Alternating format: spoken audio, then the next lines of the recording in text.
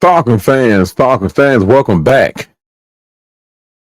Welcome back to Atlanta Falcon Pandemic. This is Manuel McFarland, and I got another one for you. Was that not the game that we wanted to see? How about them Cowboys? How about them Cowboys? Oh my goodness, how about them Cowboys? I can't wait to see those Cowboys fans tomorrow if they ain't put no PTO in.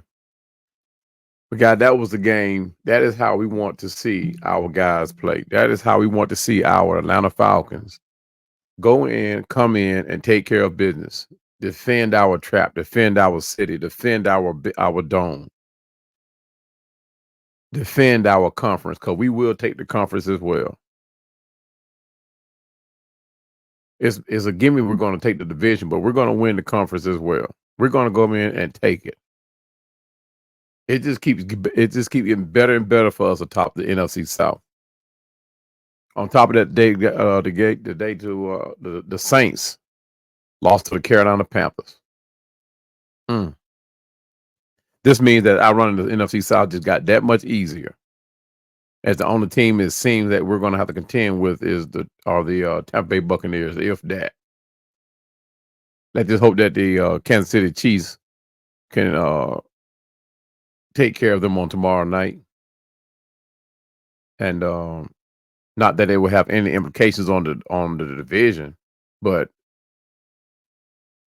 if they continue to win, if the Chiefs win, we would definitely be hosting playoffs in Atlanta. But what a great win for Atlanta, man. Showcasing why we are mentioned now in every NFL news, newscast, NFL update, NFL conversation. We are right where we want to be.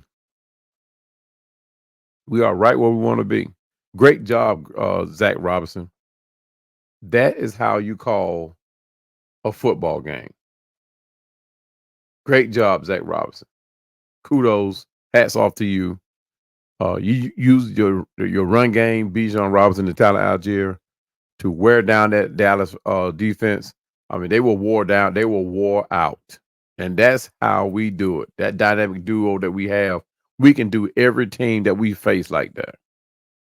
We even brought in brought in Ray McCloud and got him a run in. And it's like I said in my last video, that this needs to be the most balanced play calling by Zach Robinson, and he did just that. The O-line, they block outstanding, especially on that first touchdown drive. We could have ran any play we wanted to, and it worked. Zach Robinson mixed it up he kept Dallas on their heels. He mixed it up very well. He kept Dallas on their heels. They didn't know what was going on, except that we were moving that ball on them, and they didn't know which way to go. They couldn't even change their players out. And that's how you execute play calling. That is the reason why you go and keep the defense on the field so you can wear them down. But guys, I want to talk about Kirk Cousins' 3-touchdown performance. Everything was running on all cylinders for Kirk. He went 19 of 24 passes. 24 passes for 222 yards and 3 touchdowns. We went play action early and we went play action often to make that happen. He found Drake London on that first drive. Darnell Mooney and Ray McCloud, all 3 had touchdowns today. Cousins I think he's now thrown 13 touchdowns over the last 5 games and only 3 interceptions.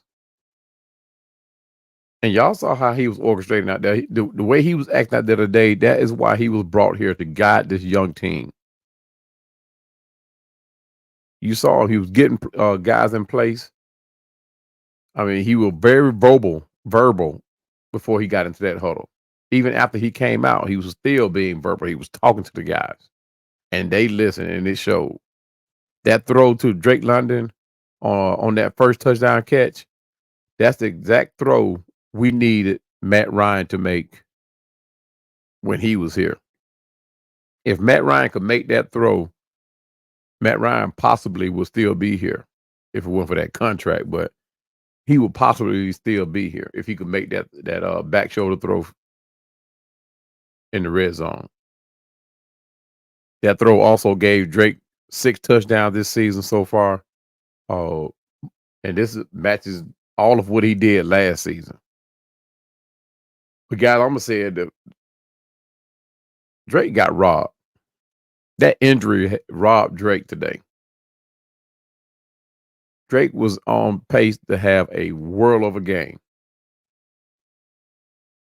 Before he got hurt, I think he was on pace to probably set uh yards a yards record. He probably would have got close to 200. He was on pace like that. I mean, he had a great game before he went out anyway. But he was forced out of the game due to that hip injury. He went to the sideline, went into the tent. Uh, but he tested that hip out, got on that stationary bike, uh, came back out of the tent. But during halftime, they decided that it was the best thing for him not to come back in, which I agree with. Save him for Sunday. Save him for the Saints. But his 2 catches, 2 for 2 for 27 yards and a touchdown. Those 27 yards were huge. They were huge. But while he was out, we had Darnell Mooney, Ray McLeod, Cordell Hodge, and even Casey Washington if he was needed. So we had plenty of people that could fill in at that wide out. Darnell Mooney fit right in, and he came in and took care of business. But while we're talking about Drake London's injury, defensive tackle Grady Jarrett went down and out due to an Achilles strain. Even before he went out, he contributed heavily, recording 2 solo tackles and 1 sack before he went down. That just means it's next man up, guys. So Contavious Street and Taquan Graham, let's just hope that they are ready to play next week. If Grady Jarrett won't be able to play, let's just hope that Grady will be able to play next week. But if not, Taquan and Contavious Street has to step up. Next man up, right? Next thing I want to talk about is Raven McLeod. He caught 3 catches for 28 yards and a touchdown, and even added 7 yards on a carry out of the backfield. That was his first touchdown of the season,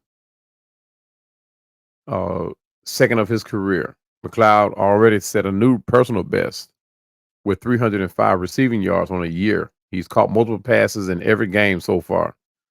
His role at Atlanta, it will increase, especially if Drake won't be able to go next week. I'm hoping he will.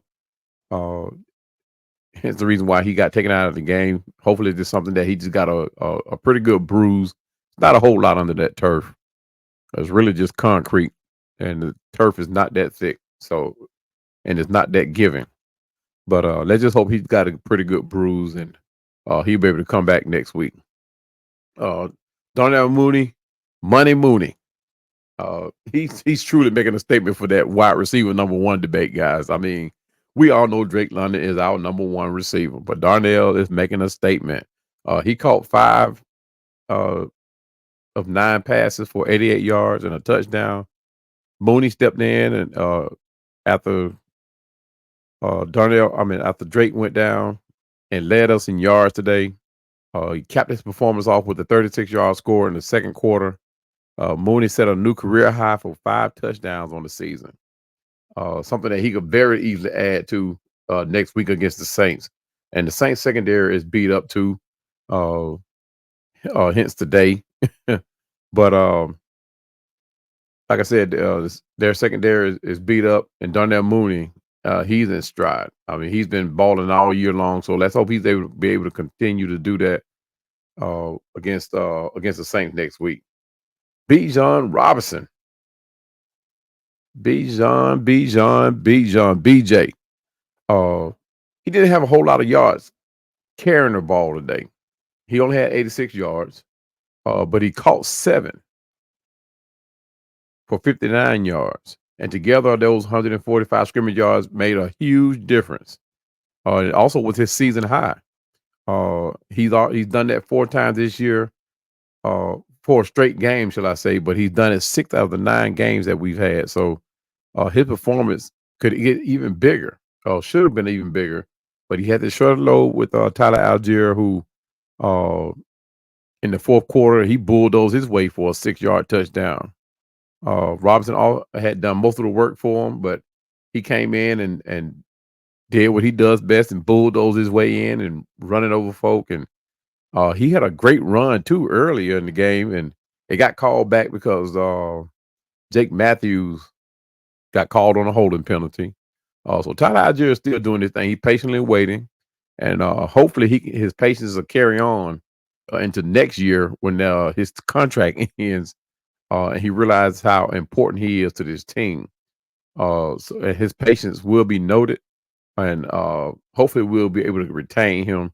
It's going to be hard to keep him, guys. I mean, Tyler Algier is that guy. But like any football player, they want to play more. They want to get paid for what they do. So let's just hope that Atlanta has a game plan for him and keeping him, retaining him. Uh, but I want to talk about this right here, right quick, before I get to talking about the defense. Kyle Pitts. And I know a lot of you like Kyle Pitts. Y'all believe in Kyle Pitts. Uh, and that's fine. That's fine. 'Cause I like Kyle Pitts. I what I like more is the idea of what Kyle Pitts could be for us and what he could do for us. But thus far this season, guys, since his rookie season, it just not has happened.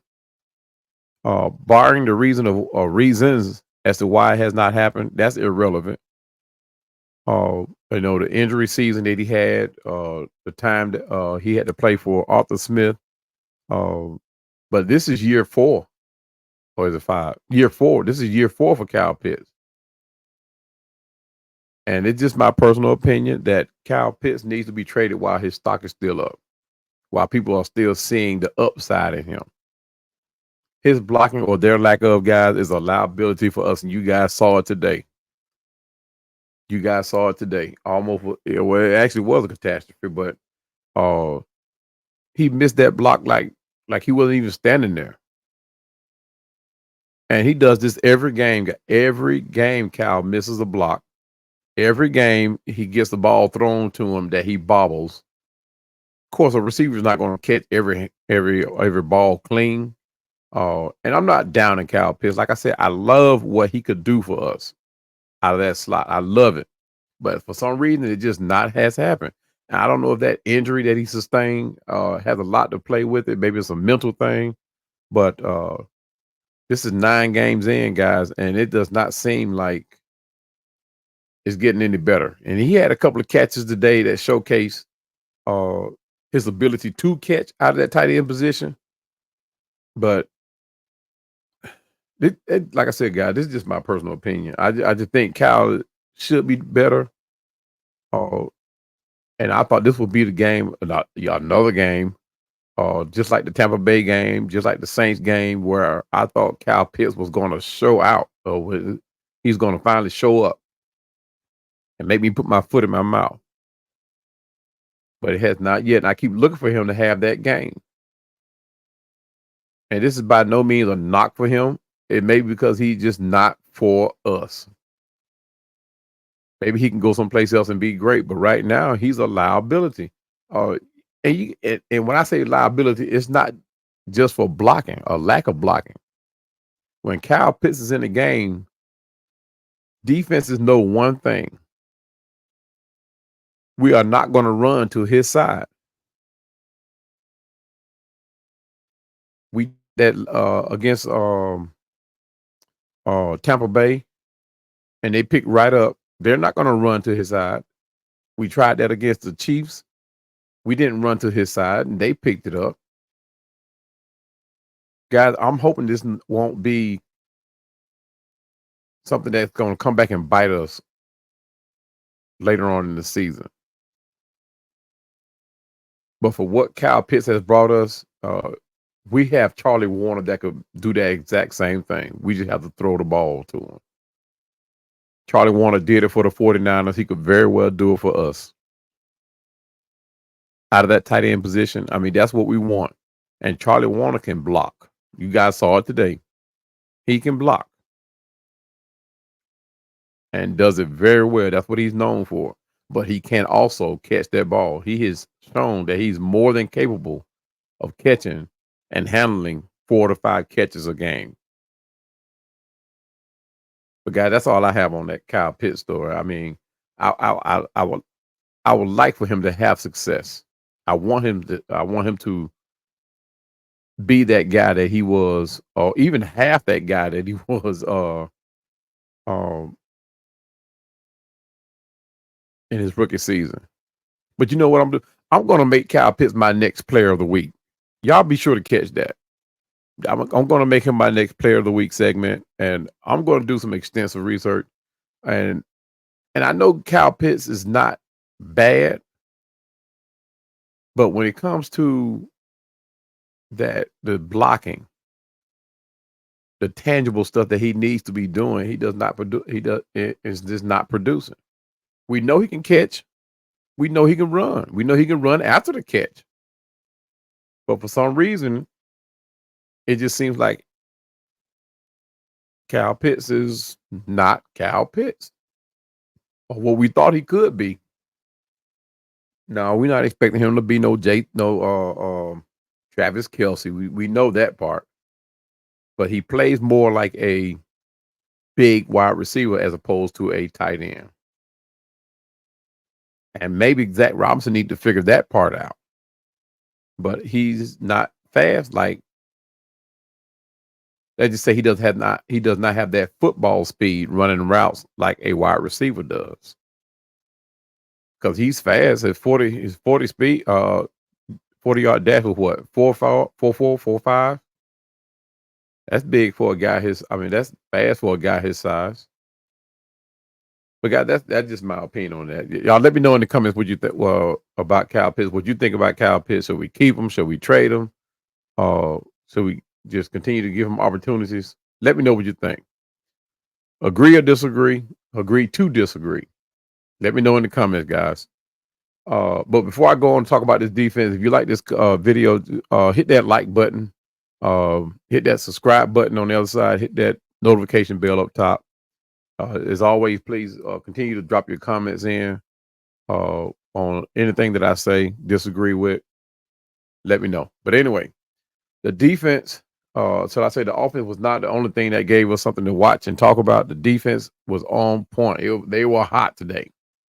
Caden Ellis, heard his name all over the field today, but him and the entire defense had a world of a game today. You didn't know who was the next guy that was going to come up and make plays. That first sack on Dak Prescott, oh my goodness, I loved it. We put so much pressure on him. He missed 2 wide open receivers running down the field. And that's the kind of pressure that our front seven can accomplish when they play together. When they get in their mind that they need to meet at the quarterback. That's the pressure that I'm talking about. That was, a matter of fact, the way we held Dak in that pocket, kept him at bay. I think he had 2 good runs today. And I think it was just a slip up. I think, what's his name? I know one of them, Matthew Judon, got turned around trying to come in, and Dak was able to escape out of the pocket. But like I said, he had 2 good runs, and that's all we want to give him. But for the most part, we kept him at bay, had him moving his feet, making bad decisions. But they continue to, our defense continued to make play after play. And we made it hard for Dak to execute anything he wanted to do. We kept our pressure on him. So much pressure that the Dallas offensive line just got several false start calls, false start penalties, back to back. And they seemed to, that the more pressure we got on them, the more rattled they became. And that's what we need to do going further down into the season, guys. As these games come up, D. Alford, oh my goodness, he was all over the place. It just seemed like he was out there just having fun. Uh, every time he made a play or attempted to make a play, he hit the ground and he bounced back up like he had all kind of energy. I mean, D. Alford seemed like he was having fun out there. And speaking of a guy having fun, this next guy, he got his opportunity and he made the best of it, just like he did in the preseason. But Natrone Brooks made a few defensive plays. And like I said, he was out there looking like he had fun, like he was a kid in the candy store. And he made a few plays on special teams as well. His presence was definitely fit on the field. But if you guys don't remember, Natrone Brooks was the guy that had 21 tackles in one of the preseason games. I mean, he balled in preseason. I'm just glad that nobody came and took him off our practice squad, because I know Natron is going to be he's going to be a factor. If we use him later on in the season, he's going to be a factor. He's going to show why he deserves to be in the NFL. Maybe he's a one-hit wonder, but I take him for this one season.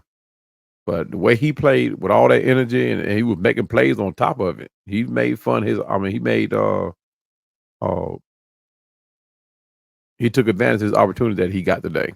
And on special team, like I said, he's been a special team member, but he got a chance to play on defense on a couple of times, and he made his presence known.